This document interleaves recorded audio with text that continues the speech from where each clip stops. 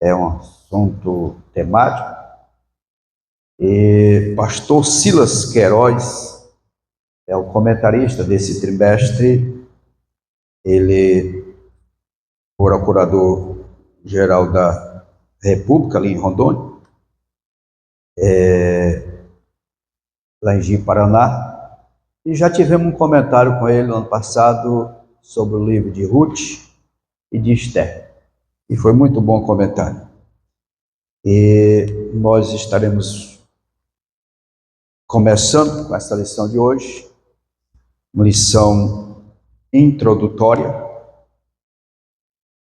Essas 13 lições sobre o ser humano, como falamos, espírito, alma e corpo, antropologia. E vamos estudando antropologia bíblica. A primeira lição, essa introdutória, sobre o estudo, como já falamos, o ser humano tripartito, formado por espírito, alma e corpo.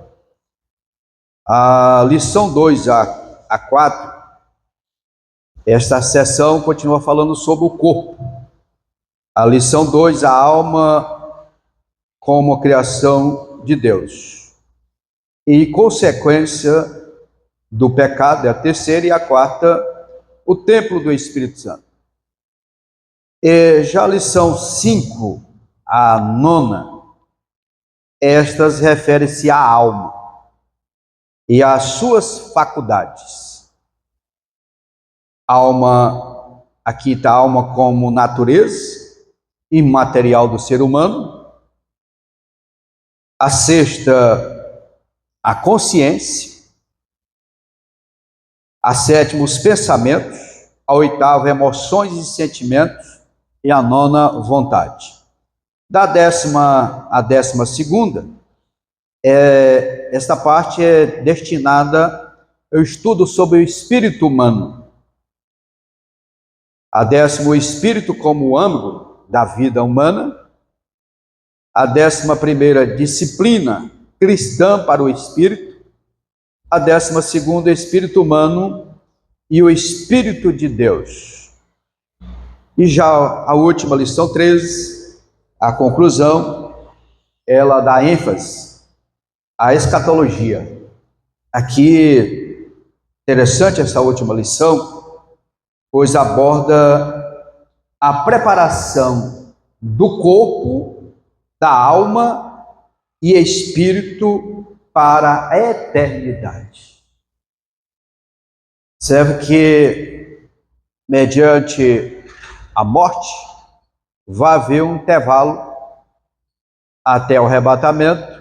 Novamente esse corpo, ele é ressuscitado, agora glorioso, glorificado, para unir novamente a alma e o espírito para a eternidade. Interessante essa última lição. Então nós vamos estar aqui hoje nessa lição introdutória, porque as demais lições irá falar especificamente mais ainda sobre o corpo, depois a alma e o espírito. E ela começa aqui dizendo que o mesmo Deus e o mesmo Deus de paz vos santifique em tudo.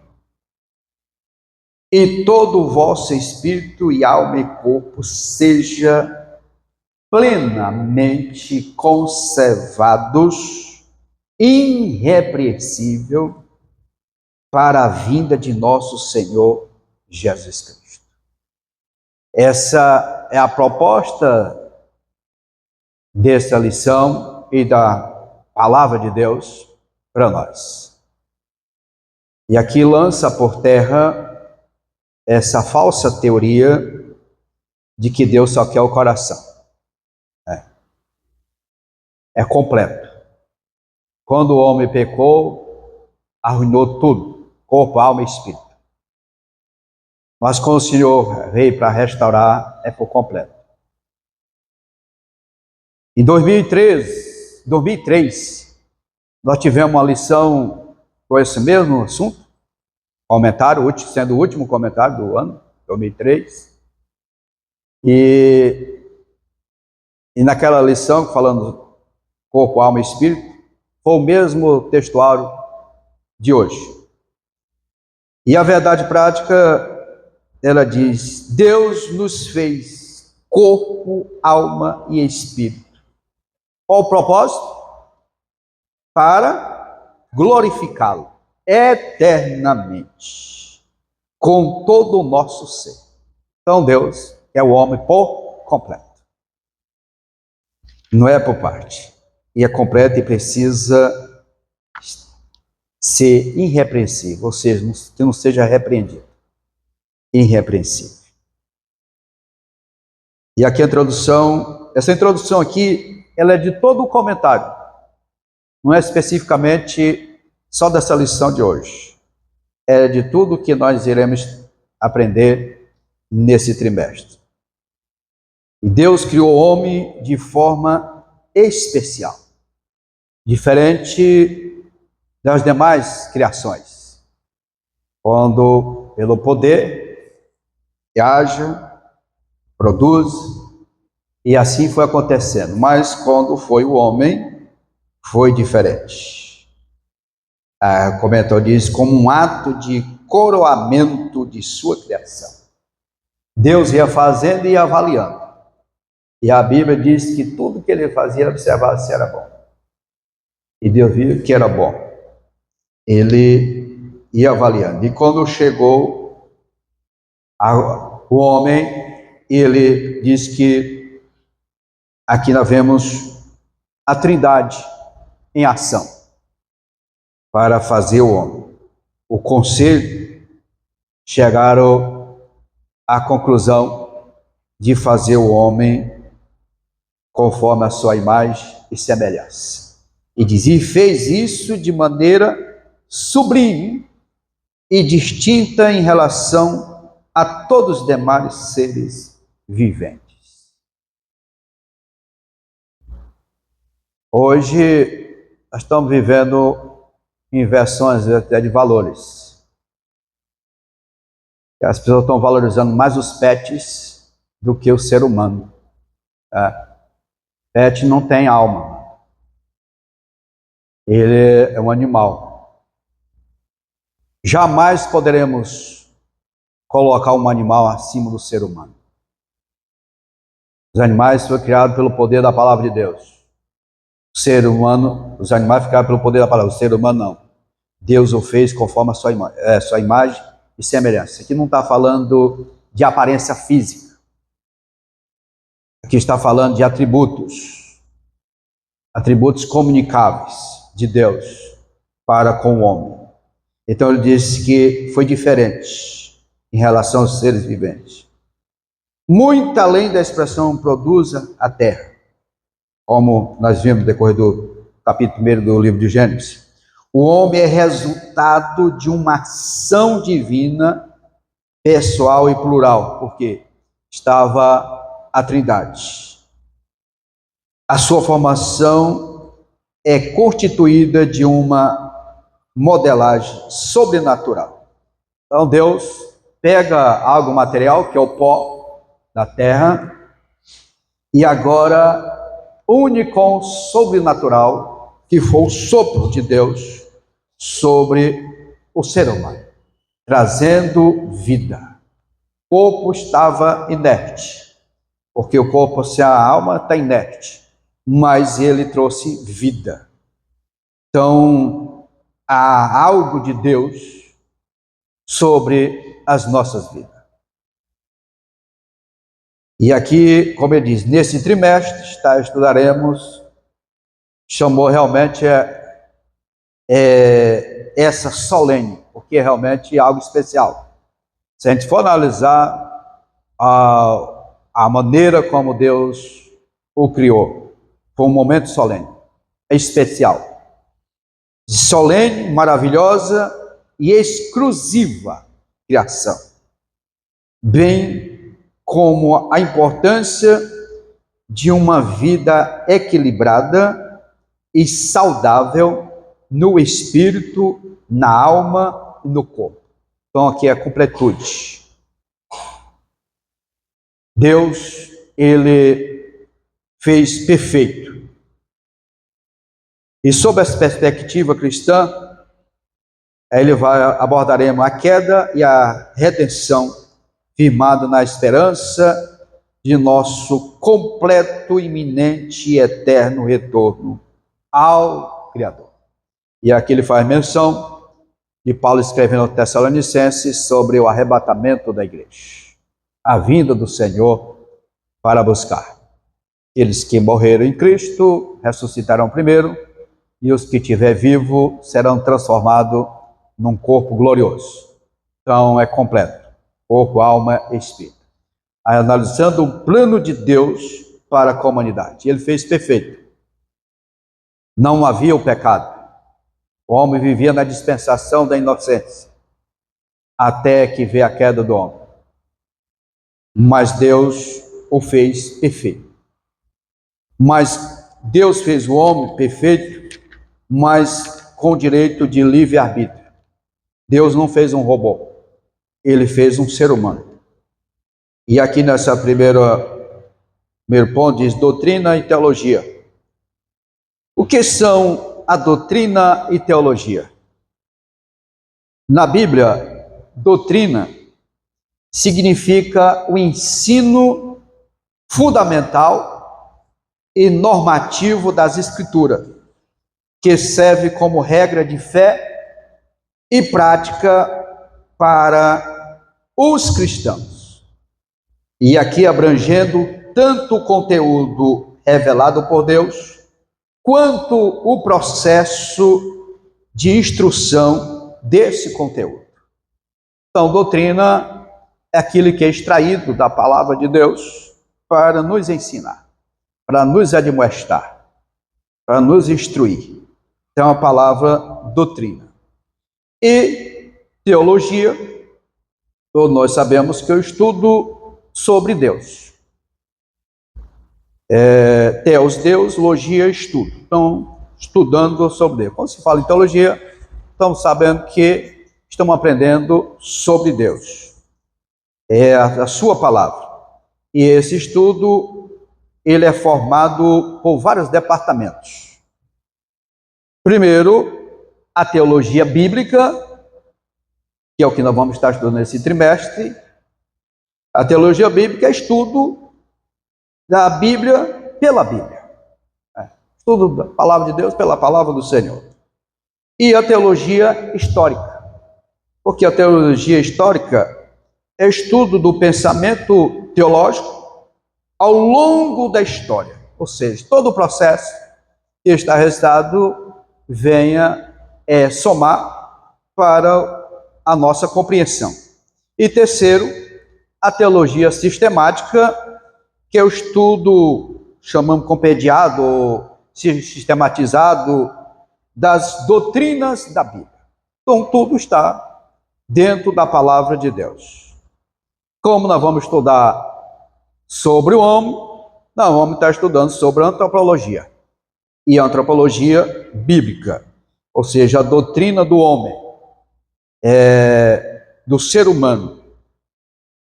Esse termo, ele designa a ciência do homem, que engloba origem, desenvolvimento físico, material, cultural e social, fisiologia, psicologia, características raciais, costumes sociais e crenças.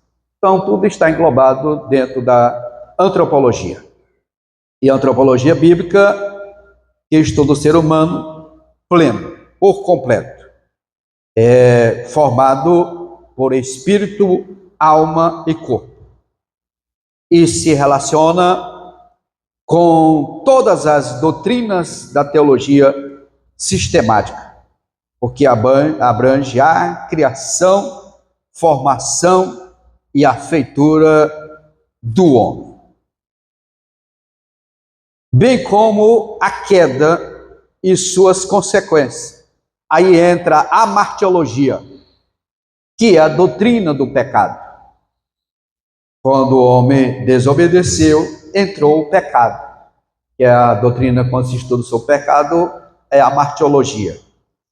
E para resolver o problema do homem, veio a plena salvação do ser humano, quando veio a justificação, a regeneração e a santificação posicional para quem recebe a Jesus Cristo como Senhor e Salvador Santo. Aí entra a outra doutrina, que é a soteriologia, que é a doutrina da salvação.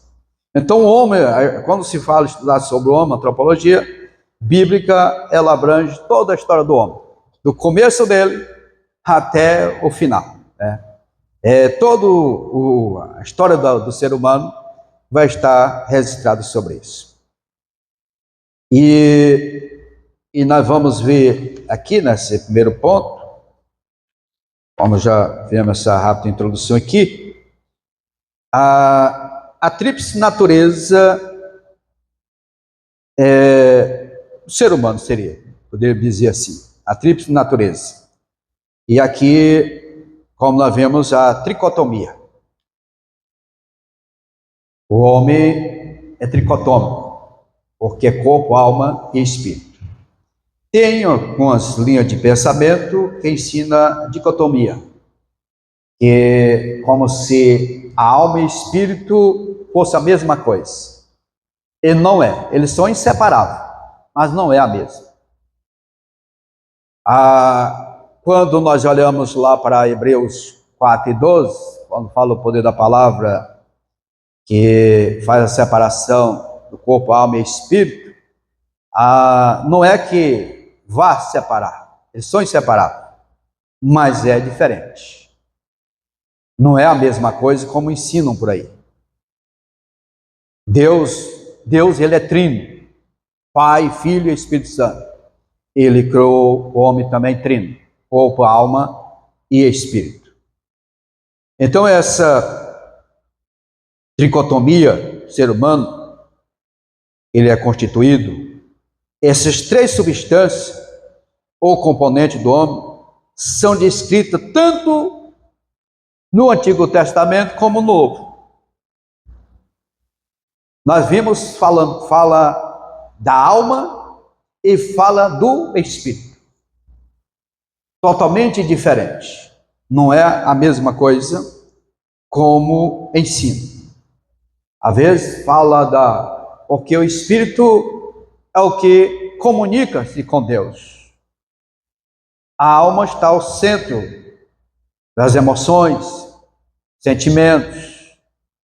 E tudo isso precisa de um corpo para agir.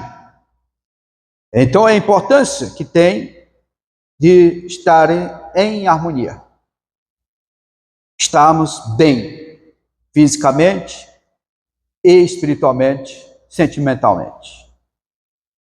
O próprio Jesus, Filho de Deus, ele encarnado, ele era plenamente homem e plenamente Deus. Mas como homem, ele possuía tanto o corpo como a alma e espírito. Quando nós olhamos aqui, quando ele estava orando e quando chegou o momento da sua morte, ele fala tanto do espírito como da alma. A alma estava angustiada pelo peso do pecado da humanidade que estava sobre ele. E quando, no momento da sua morte, o que ele fez? O Pai entregou o quê? O Espírito. Ele entregou ao Espírito. Não, ele tinha dito, entrega a minha alma. Não, entregou o Espírito. E se a primeira divisão, as partes material e imaterial, ela é apresentada no ato da formação do ser humano, como diz no texto que nós lemos, na leitura bíblica em classe. E formou o Senhor Deus o homem do pó da terra e soprou nos seus narizes o fôlego da vida. E o homem foi feito alma vivente, dotado de uma capacidade extraordinária, de sabedoria, dos atributos comunicáveis de Deus, como o amor, a verdade, a santidade. Ele só não foi dotado dos atributos incomunicáveis, porque o homem não tem a imutabilidade, não tem a onipresença, a onipotência. Esses atributos são especificamente de Deus, mas os demais atributos foi comunicável ao homem.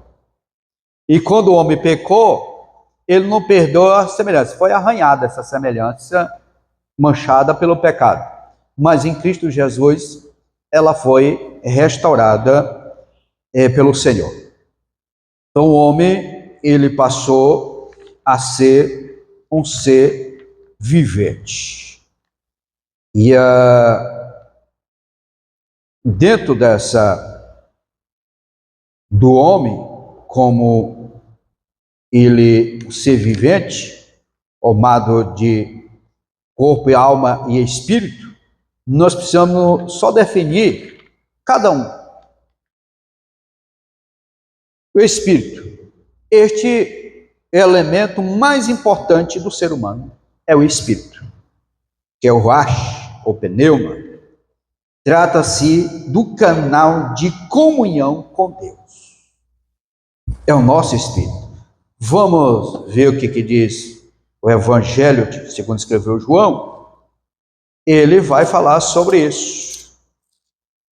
João 4:23, texto bastante conhecido, quando ele diz: mas a hora vem, e é agora, em que os verdadeiros adoradores adorarão o Pai em espírito e em verdade, porque o Pai procura traz que assim o adore, porque Deus é o quê? É espírito, e importa que os que adorem em espírito e em verdade. Então o nosso espírito é quem comunica com Deus. É considerado um poder sublime que estabelece os seres humanos na dimensão espiritual e capacita a comunhão com Deus. Pode-se distinguir o espírito da alma, sendo aquele que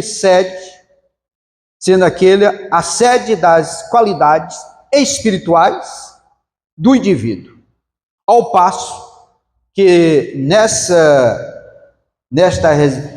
residem os traços da personalidade, embora distintos entre si, não é possível separar alma e espírito. Então, estão unidos, estão juntos, não se separam. Em algum texto bíblico, o termo espírito, ele abarca também a alma, ou seja, refere-se ao homem interior.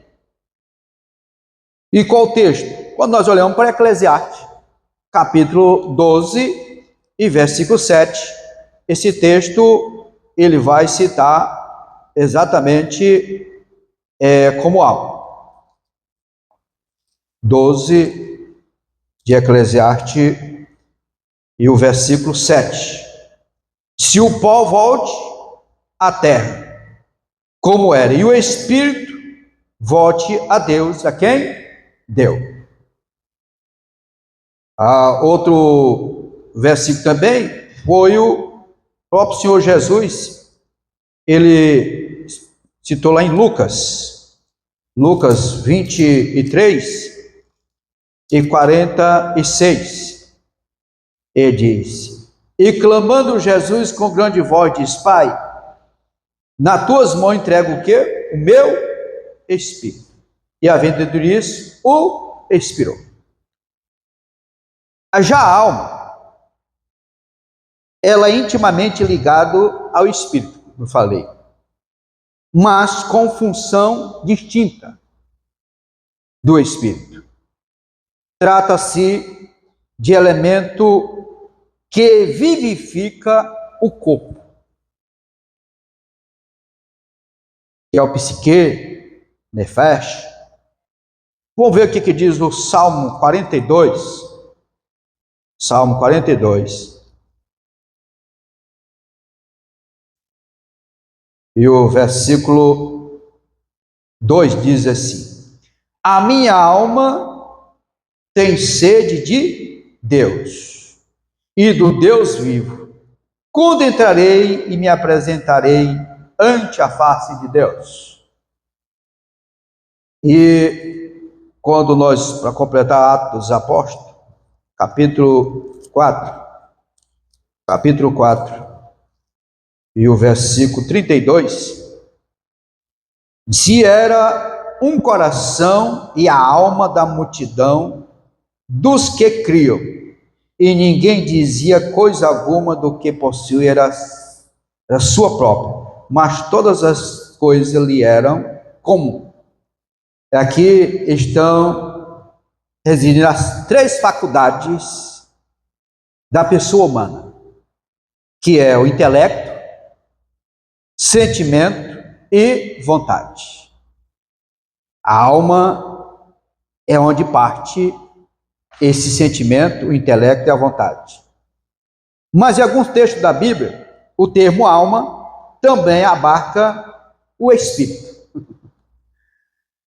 É por isso que o original, ele diferencia em palavras. Olha só que diz Mateus. Mateus, um texto bastante conhecido de Mateus, que nós citamos, Mateus 10, 28. Mateus 10, 28, diz o seguinte: e não temais a quem mata o corpo, e não pode matar a alma. A alma é imortal. Ele diz: temei ante aquele que pode fazer perecer no inferno a alma e o corpo. Aqui onde precisamos ter o cuidado, que aqui já está falando a alma que ela aparece aqui nesse texto, como se fosse o espírito. E nós lemos na Eclesiástica, o espírito volta para Deus. O corpo à terra, o espírito a Deus. E aqui ele apresenta como se fosse o espírito. Então nós vemos que elas são unidas, a alma e o espírito. Paulo, quando ele Lucas, escrevendo Atos, capítulo 20 e o versículo 10, diz: Paulo, porém, descendo, inclinou-se sobre ele e abraçando, disse: não vos perturbeis, que a sua alma nele está.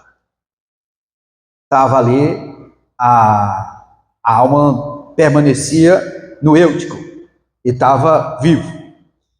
E quando Raquel morreu, disse, e a alma saiu dela. Está lá em Gênesis 35, 18. Muitas vezes nós vamos ver muito parecido a palavra espírito com a alma, mas não é nenhuma confusão, não. Os dois, eles estão sempre juntos. E, por último, o corpo, que trata-se do invólucro do espírito e da alma, que é no grego é o soma, né? A palavra soma, que fala exatamente do corpo. Se o verbo de Deus encarnado tinha espírito, alma e corpo. Então Jesus possuía esses três elementos. Assim como Deus formou o homem, ele também possuía.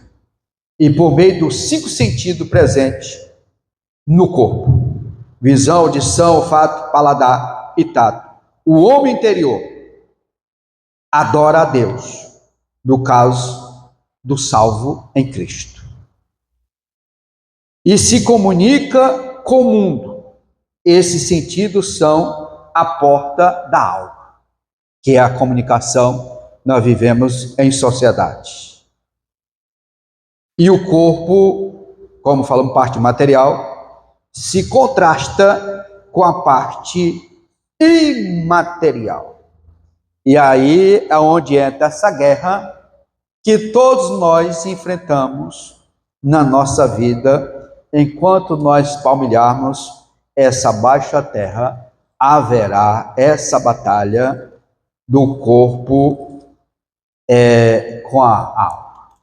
Por quê?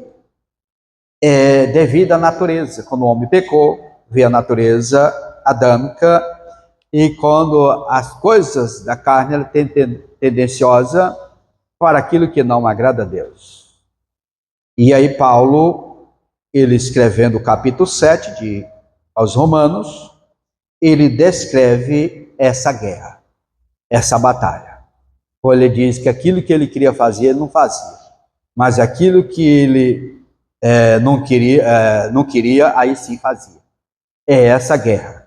E nós vamos, depois você pode ler o capítulo 7, do 22 ao 25 de Carta aos Romanos.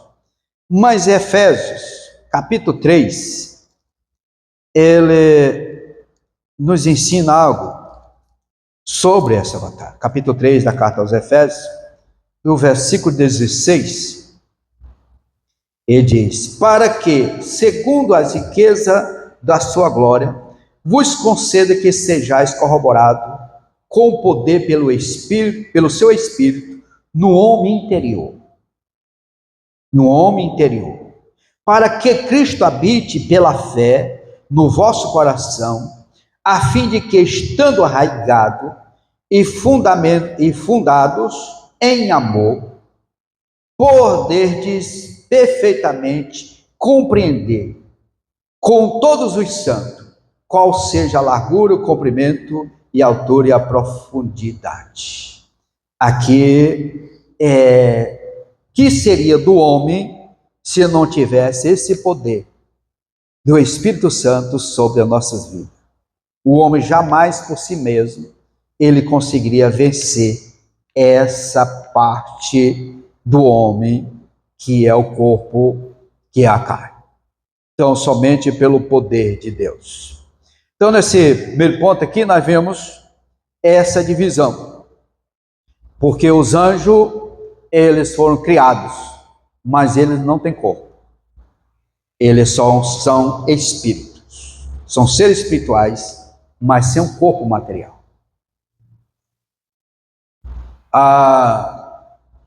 Quando alguém disse, como um anjo aparecia para alguém, ele aparecia em forma de anjo? Não.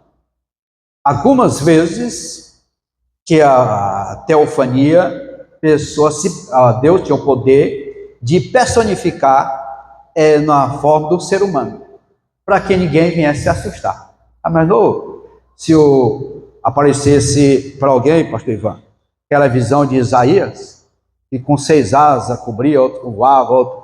Era assustador. Aquela visão de Ezequiel. Então, Deus, ele procurava personificar para que o homem pudesse entender, conversando como estivesse falando com um semelhante a ele. Nós vimos o caso de Josué, Josué procurou quem que era. Quando ele falou, ele prostrou. Ele achou que ele tem que identificar para ele. E o João, já lá quando foi arrebatado, ele queria se prostrar o anjo. Não, se coloque em pé que nós somos conservos. Mas o anjo, ele não tem corpo, matéria como nós. Os animais possuem parte imaterial, que há no homem, alma e espírito somente no homem, mas o animal não. A alma do animal é sua vida, e se restringe ao corpo e esvazia com ele.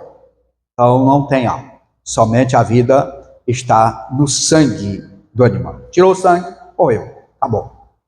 Onde está a vida. Agora o homem, se ele perder, mas ele tem a alma. E essa precisa estar irrepreensível diante do Senhor. Então o homem, aqui como fala no plural, porque corpo, alma e espírito, isso pode significar que era em um único substantivo. O texto sagrado esteja aludido explicitamente à vida do espírito humano, da alma humana e do corpo humano. Então, por completo. Então, Deus, ele, pelo seu poder, ele fez o homem à sua imagem e semelhança. E aqui, quando se fala em imagem e semelhança, fala da moral de Deus.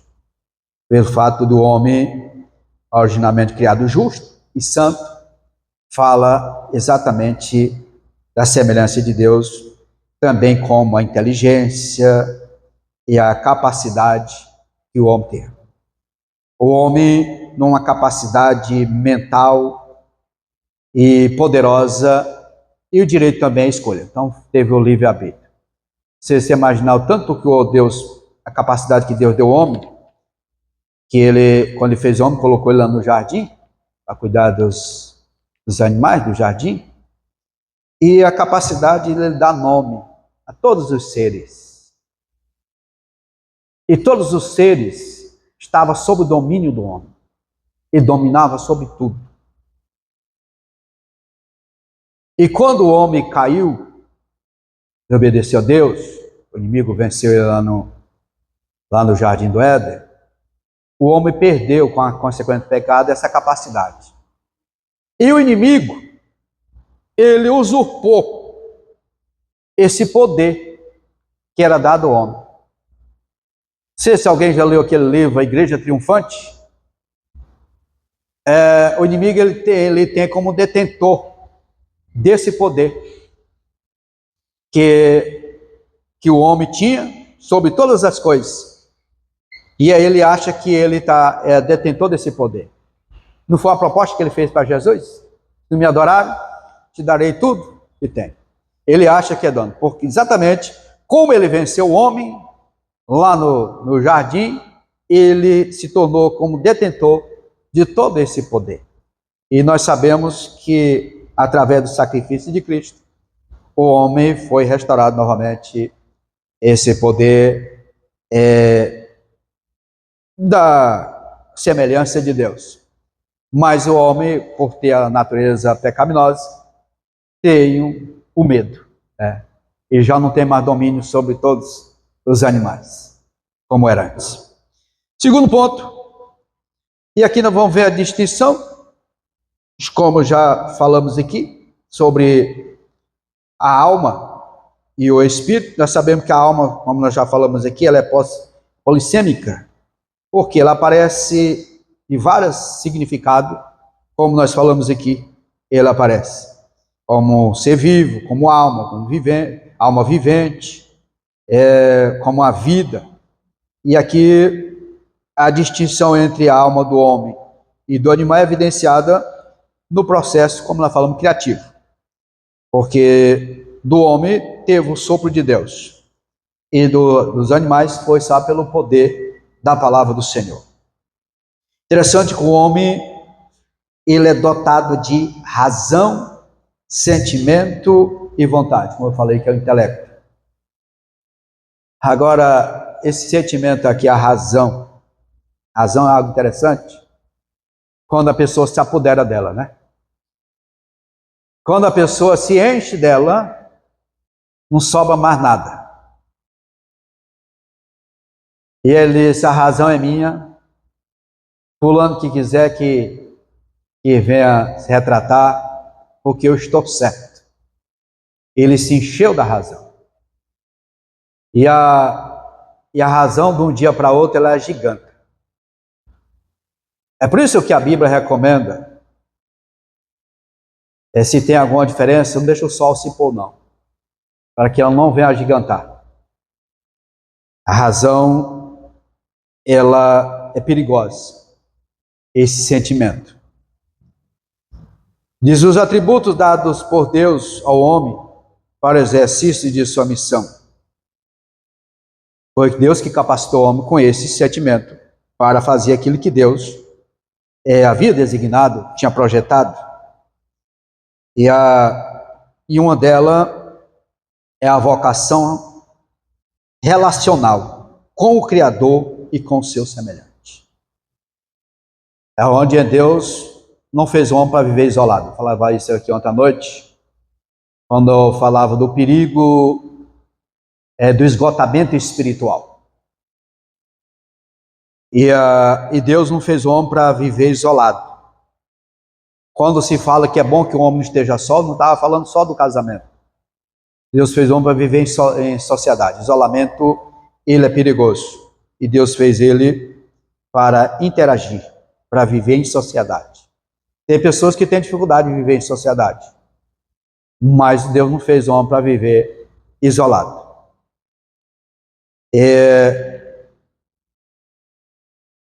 E o homem, Deus fez o homem para ter esse relacionamento com ele. Todos os dias, Adão ouvia a voz de Deus no jardim. A voz de Deus ecoava no jardim, conversando com ele. Então, Deus fez o homem para viver nesse relacionamento.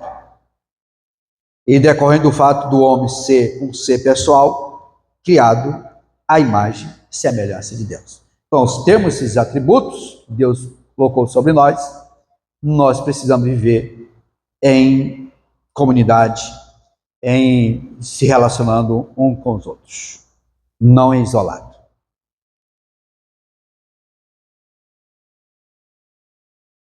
E aqui o terceiro ponto e último, que nós vamos ver aqui agora, a interação das três dimensões: corpo, afeto e somatização.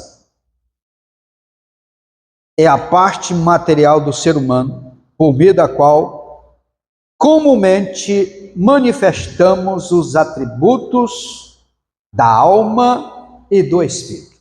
Ele é manifestado através do corpo. Ele precisava de um corpo para ele se manifestar.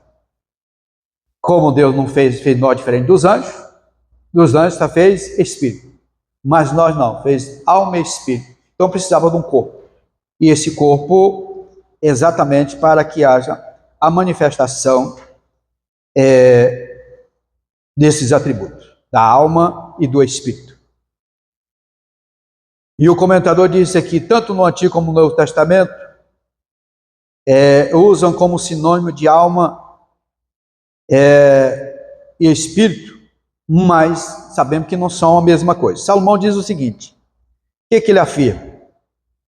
Que o coração, como o homem interior, o coração fala aqui do espírito, diz que o espírito, ele estando bem, ele transparece a alegria. Diz que a formoseia é o rosto quando está bem. Então ele influencia no nosso corpo. A alegria, o bem-estar. Está aqui Provérbios 15 e 13.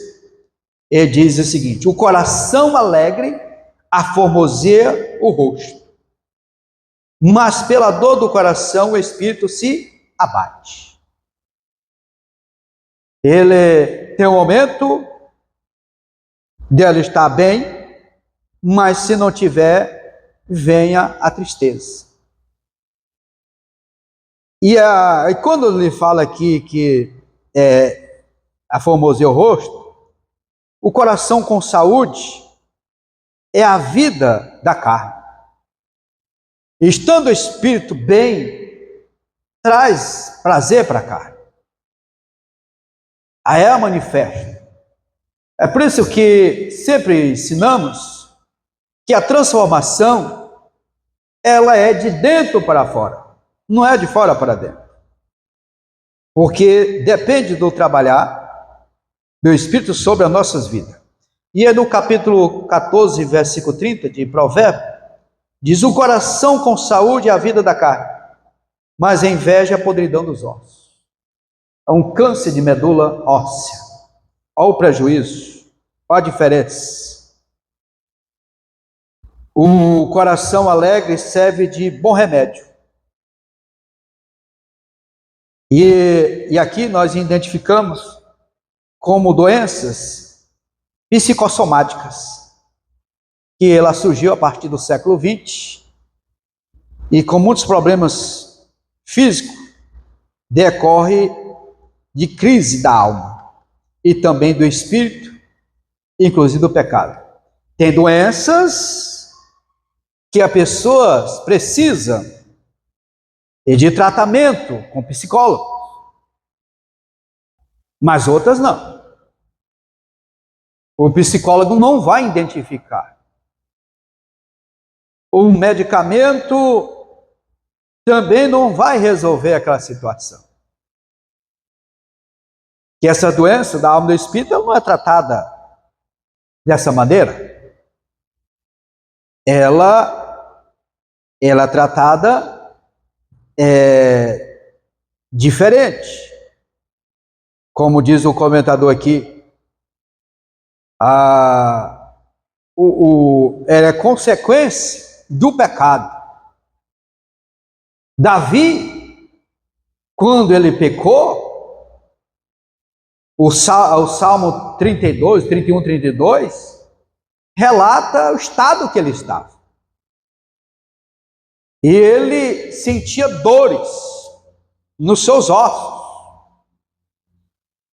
Eu acredito que hoje, eu não estou nada contra psicologia, isso é muito importante, mas qualquer coisa hoje estão atribuindo a ela. Eu imagino que se fosse hoje interrogar Caim, ele veio, por quê? Não, ele tinha um distúrbio psicológico, ele matou o irmão dele. Hoje estão atribuindo, não, tem um distúrbio psicológico. Qualquer coisa estão atribuindo à psicologia, à psique. E às vezes não é essa situação. Davi, aqui no Salmo 32, ele sentia dores nos seus ossos, pela transgressão que ele havia cometido, pelo pecado que ele havia cometido. E quando que ele ficou bom dessa doença dele? No momento que ele foi confrontado por Natã, profeta Natã, e ele foi para os pés do Senhor arrependido. Ele foi curado. E aí hoje nós estamos vendo esses dias que qualquer coisa, não, marca uma consulta lá com o psicólogo. Qualquer problema está com psicólogo. A pessoa não está mais orando, fazendo campanha para Deus resolver a situação, não. E o comentador, ele é bem enfático no decorrer dessas lições. E essa aqui é só a introdução. Vai entrar mais nesses assuntos nas próximas lições. Mas ele foi muito profundo nesse aqui. E eu vendo ele falando ontem, que ele não tem nada contra a psicologia, mas ela está infiltrando demais na situação da vida do crente, que está trazendo muita confusão, muito distúrbio para o ser humano. E nós precisamos separar aquilo que precisa do cuidado do médico, mas e aquele que é dos médicos. E esse ele tem o poder para resolver. Eu não estou dizendo aqui que doença do corpo físico, você não procura um médico. Não, Deus deixou a medicina. E nós temos que procurar. Agora, doença causada por pecado e está procurando psicólogo? Não. Isso aí só Jesus, ele resolve. E aqui, se o equilíbrio e saúde, da mesma forma que o corpo padece por causa de disfunções da alma e do espírito, esse também sofre por problema do corpo, naturais ou não. E aqui entra uma situação interessante desse aqui. A língua é um dos membros que mais produz angústia ao ser humano. Seria a automutilação, né? A própria pessoa causando um problema para si. Por haver a falta da vigilância, do cuidado, do que falar. E ela traz prejuízo. E Jesus disse: o que contamina o corpo não é o que ingerimos, né? É o que nós proferimos. E esse aqui traz problemas seríssimos. Olha, depois você pode ler Provérbios 18, 21. Tem o nefasto poder de contaminar a pessoa por inteiro. A nossa língua tem o poder de adoecer por completo. Mas aí vem o remédio. Um viver santo e equilibrado requer o quê? O que precisa? Constante o quê? Vigilância e o que mais? E oração. Aqui é onde entra as peneirinhas lá de Filipenses. Quando nós passamos por ela, nós não falamos que podem trazer esse prejuízo. Aquilo que pode nos adoecer. Que a pessoa fala, depois se arrepende, mas já está feita a situação. Já está contaminado. Aí a pessoa adoece. Por que eu fiz isso? E agora? Não, eu tenho vergonha de ir lá de retratar. E a pessoa vai morrendo aos poucos. E não se humilha para ir lá pedir perdão, reconciliar com a pessoa. Não, vai sofrendo. E vai sufocando a pessoa. Aquele sentimento vai dominando a pessoa. E ele não tem força mais para tomar uma atitude, para colocar um basta, para resolver a situação. E ele vai sofrendo. Mas aí a Bíblia diz que se tivermos uma vida de constante vigilância, interessante que a vigilância vem antes da oração. Que a gente oramos muito, mas não vigiamos. Então a vigilância é muito mais importante que até a oração. Preservando o corpo, a alma e o espírito de toda espécie de males, e que inclui o cuidado físico e relacionamento saudáveis. Com quem nós conversamos? Com quem nós abrimos os nossos segredos, nossos sonhos, nossos projetos? Com quem estamos comunicando? Que às vezes você imagina, fulano é meu melhor amigo. Mas de repente ele tem um amigo mais do que você. E nós precisamos ter muito cuidado com isso. O que compartilhamos? Tem muitas coisas que é causada por nós mesmos. E nós podemos evitar. Muitas doenças. Tanto do corpo como da alma. Nós podemos evitar.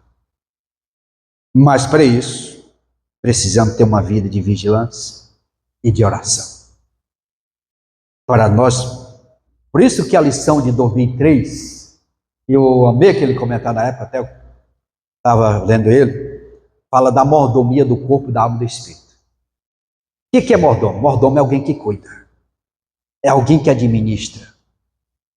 E o Senhor nos confiou nós administrarmos. Como é que nós estamos administrando? Nosso corpo, nossa alma, nosso espírito. Nós estamos tendo o devido cuidado que ele precisa ter. Nós estamos zelando nosso corpo. Porque o corpo é o invólucro, né, da alma e do espírito. E nós precisamos cuidar dele. Zelar dele. E aí, estamos administrando mesmo para que se estenda mais aqui sobre a face da terra? Ou estamos quebrando os princípios? Aqueles que comem de solta não pode comer isso. Esse aqui você diminui. Esse aqui você evita. E a pessoa toda nem aí. É comer de tudo, né? O que vier. E aí, às vezes, pode diminuir o pavio da lamparina, né? Em vez de esticar, vai diminuir. Então, nós somos mordomos. Somos administradores. Mas não chegar assim do culto 9 horas da noite, 9h30. Não, o que tem para jantar? Não, só um chambari que sobrou de meio-dia. E aí eu entrei na casa de um chambari à noite e dormi. Eu estou administrando bem o corpo? Não, eu não posso nem ver doce. Opa, mas não resisto um pudim. Nós precisamos ter cuidado para administrar. E aquilo que pode causar problema na nossa alma e no nosso espírito, que é o pecado. Precisamos ter cuidado. Quanto à crescente busca por medicamentos como solução para todo tipo de problema emocional, é preciso o quê? Discernimento e cautela. Automedicação, isso é perigoso. O comportamento médico e psicológico é importante em situações clinicamente diagnosticadas, mas quando o problema tem origem espiritual, como crises produzidas por pecado e não confessado, o que acontece? Os medicamentos resolvem? Não. Os medicamentos não resolvem. No máximo, pode aliviar os sintomas, mas não resolve o problema. E o que resolve? Arrependimento e abandono do pecado são essenciais para a verdadeira cura de quem? Da alma. Porque o pecado, ele prejudica a alma. E aí os medicamentos não resolvem. Marquei uma consulta com o psicólogo, também não vai resolver de jeito nenhum. Não, vou tomar aqui umas 400 gotas aqui de piroma composto, também não vai resolver o problema. Só resolve quando ele é confessado. E Jesus, profeta Isaías, para nós concluir aqui, está chegando no final, profeta Isaías, ele diz o seguinte, 53, 4 e 5 diz, verdadeiramente ele tomou sobre si todas as nossas enfermidades e as nossas dores levou sobre si. E nós reputamos por aflito, ferido de Deus e oprimido. Mas ele foi ferido pelas nossas transgressões e moído por nossa iniquidade. E o castigo que nos traz a paz estava sobre ele. E pelas suas pisaduras nós fomos sarados. Então o Senhor, ele nos purifica de todo o pecado. Ele cura nossa alma e ele tem poder para curar o nosso corpo físico. Agora, amados, nós precisamos distinguir isso aqui, que no dia que nós estamos vivendo, existem muitos movimentos por aí que só prega a cura física e não se preocupa com a cura da alma. E a maior preocupação nossa precisa ser com a cura da nossa alma. Se o Senhor curar fisicamente, amém, porque Ele tem o poder. Mas o que nós precisamos estar bem é a nossa alma diante do Senhor nosso Deus. Porque esse corpo físico, ele está sujeito à enfermidade. O dia que nós estamos vivendo, nós não teremos a longevidade dos nossos avós, que eles tiveram pela alimentação que eles tinham. Nossa alimentação hoje não é saudável. Nós não vamos ter essa longevidade. E por isso nós precisamos estarmos bem espiritualmente. Quando eu falo espiritualmente, estou falando da alma e do espírito e o corpo. Porque às vezes a pessoa, como é que o teu corpo está bem? Às vezes eu não estou bem, eu tenho alguma comodidade. Tem outras pessoas aqui que têm comorbidade. Vem de genética, que ele herdou, ele não queria, mas ele herdou. Ele vai lidar com isso durante a sua vida. Mas precisamos estarmos bem espiritualmente. Essas comorbidades podem nos levar ao encontro do Senhor. Amém? Não importa. O importante é como estamos bem espiritualmente diante dele. Amém? Essa aqui foi a introdução dessa lição e que os professores no domingo que vem vão continuar falando individualmente cada um deles.